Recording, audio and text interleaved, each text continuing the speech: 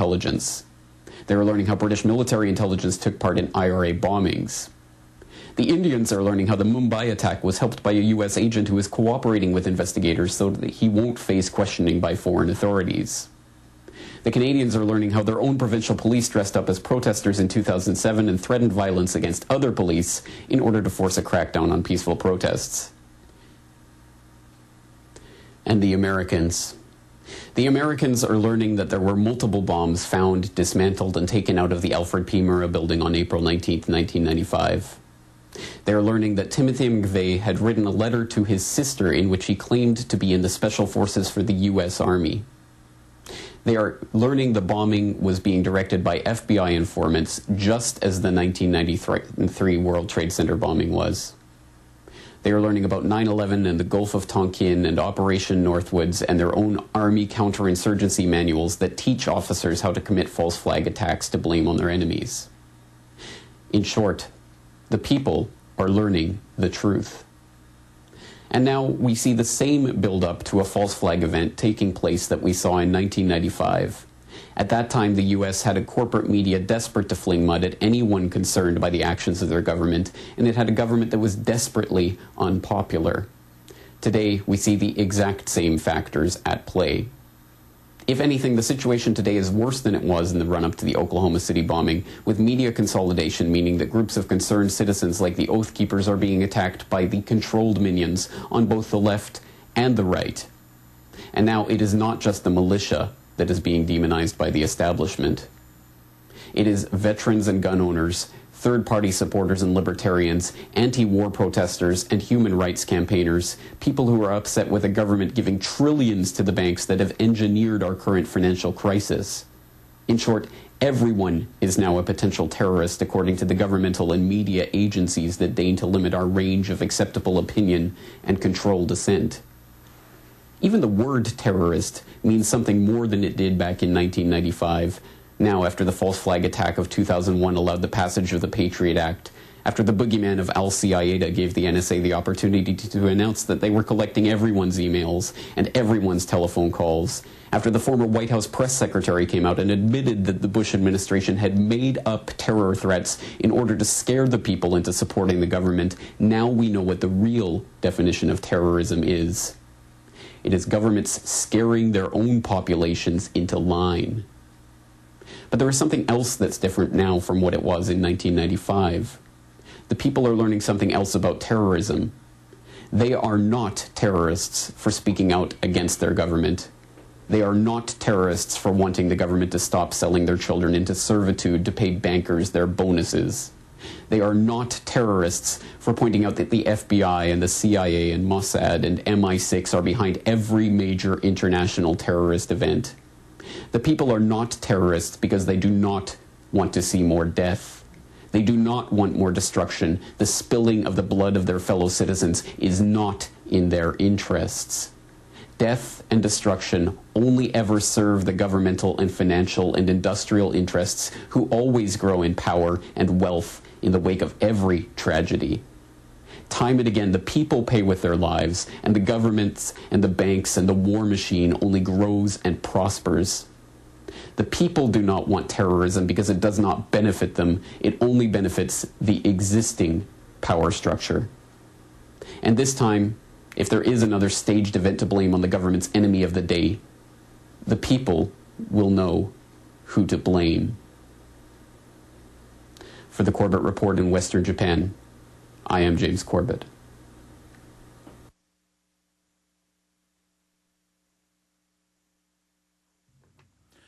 Okay, ladies and gentlemen, there is the Corbett Report. Excellent job. You can go see the video up at Infowars.com and PrisonPlanet.com. The article that has the text of what you just heard is titled, When False Flags Don't Fly. Let's go ahead and take calls now. Let's talk to Ronnie in Texas. Ronnie, you're on the air.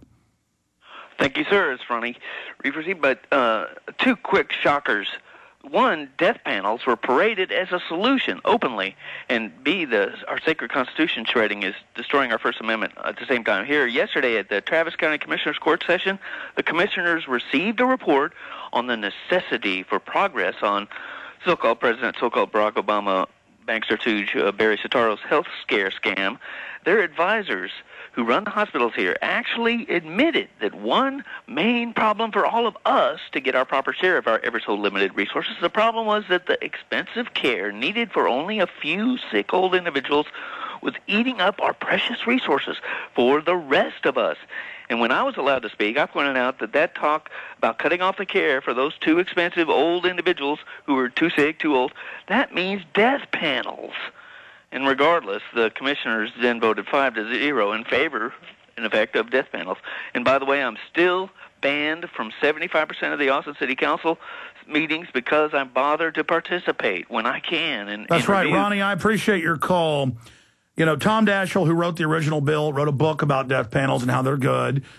Europe has them. England has them. They've said that they're going to reduce care to the old people and people who have chronic illnesses. That's collectivism. They take your wealth, even if you can buy your own health care, and they say how much health care you can get. They tax your health care. They tax your insurance. They make you buy insurance, and then they lower your standard of care. And in a collectivist system, they then play everyone off against each other. This is what is done. They then say, oh, well, that person's smoking, that person's drinking, that person's eating red meat, and you know, we say that's bad, and so they're going to have to pay more taxes, or we're just going to deny them health care.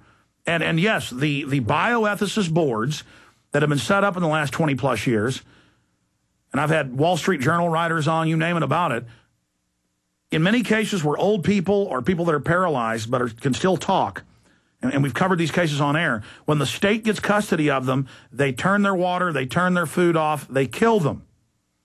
And this is going on all over the country. It's going on all over Europe. And when we say we don't want it, they say, you're crazy, it doesn't exist.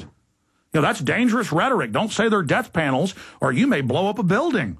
You're not allowed in America to actually read what we're really doing. But again, the insurance companies wrote the legislation where they force you to buy their health care, and then the government lets them cut the quality of the care and doesn't let doctors engage in medicine. The HMOs and others get to say what type of health care you get. So instead of a knee surgery you get a shot of cortisone, a $50 shot instead of a $2,000 surgery. And that's what they're pushing for. Good points, Ronnie. Julio in Illinois, you're on the air. Alex Jones, excited for the 3 o'clock premiere. It's been about a year since I watched the Soetoro deception, and man, your films have been powerful. You inspired me to do much and to continue this peaceful fight for the InfoWars. So I want to thank you, sir, and all the InfoWars crew for what they've done. Well, thank you so much. Anytime. Secondly, you said this on your Sunday show about 2 weeks ago, talking about behavior deception television, somewhat of an Orwellian space.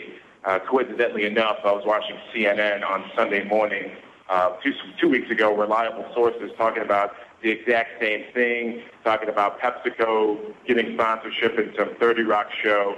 But also, it's not really a shock that corporate media has been doing this, multinationalists. If you look back with Operation Mockingbird, Prescott Bush was, a director of CBS News at one point back in the 50s with RCA, Radio Corporation of America, to push forward propaganda during World War II. What do you think is going to continue next? I mean, we see the precedent with, these false flag nuclear attacks. Soetoro's talking about terrorists are more dangerous with a nuclear weapon than we are. I mean, what's going to happen next? We see, Wolf Blitzer bowing down to Bill Clinton. What do you think? I'll tell you, Julio, what's going to happen next. They're going to stage shootings and bombings and blame it on gun owners, conservatives, people that don't want to go into this banking dictatorship they're setting up right now. And they may set off a nuke and blame it on Iran. I mean, and every guest we've been talking to, you heard Dr. Bob Bowman, former head of Air Force Star Wars program, saying he agrees that's the #1 threat. Tarpley, who's really got a good crystal ball, agrees. Many others. Michael Savage agrees. Rush Limbaugh's now coming out. I mean, this is what they're going to do. They know what they've done is so illegal and so bad, and they're clearly saying, you guys are going to cause terror. Get ready for it. It's going to be your fault. Who benefits from this? Who has the motive? Who's done it in the past? I mean, this is very clear what they're doing. They're framing us right now. Let's talk to James in Illinois. James, you're on the air. Oh. Yes, sir. Hello? Yes. Well, I'm a first-time caller, and I I just picked you up about 3 months ago. I did not know that anybody thought like I did. Well, I'd say about 30% of the population conservatively thinks like you do. The news just is there to make you think you're alone. Boost that up some. Okay, I'm living in the armpit of society. I'm living in a hole-in-the-road area. Okay, stuck in the 1940s and 50s. Well, okay. James, get your point together. I'm going to come back to you briefly on the other side, okay? We're going to go to break. Don't hang up. We'll come back to you. Then Joe, Scott, and others. And then we've got